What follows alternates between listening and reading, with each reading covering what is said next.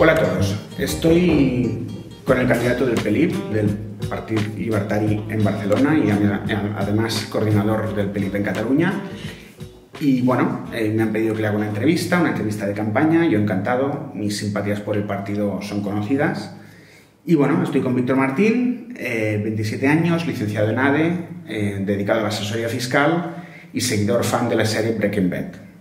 Tema drogas, tema complicado, tema polémico siempre que rodea un poco al PELIP por sus posiciones. ¿Qué tal, Víctor? ¿Cómo llevas la campaña? Hola, Jordi. Pues muy bien, estamos todos muy ilusionados, no solo yo, sino todos los libertarios que formamos el equipo. Y bueno, como sabes, es la primera vez que el PELIP concurre a elecciones municipales y justamente por eso pues estamos encantados de poder dar la batalla por las ideas de la libertad. Bien.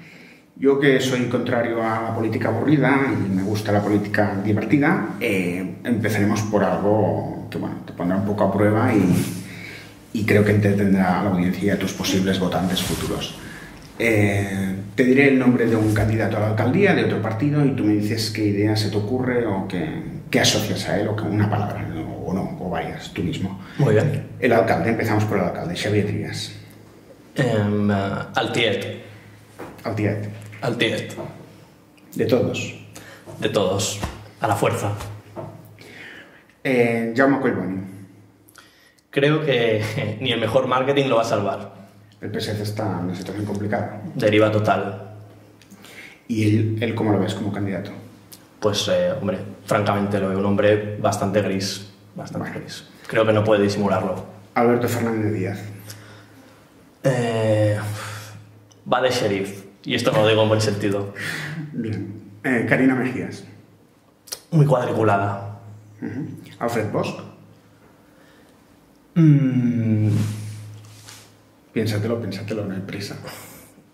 Desubicado. Fuera de su elemento. No es político. No, no lo es. Bueno. María José Lecha. Pues... Las CUP. Que hay mucha gente que no la conoce. Sí. Realmente es una... Bueno, creo que es una de estas personas que va de libertaria, pero en el fondo adora el Estado. ¿Y la estrella de la campaña? Ada Colau. ¿La Comuna de Barcelona? La Comuna. La Comuna. Como la de París.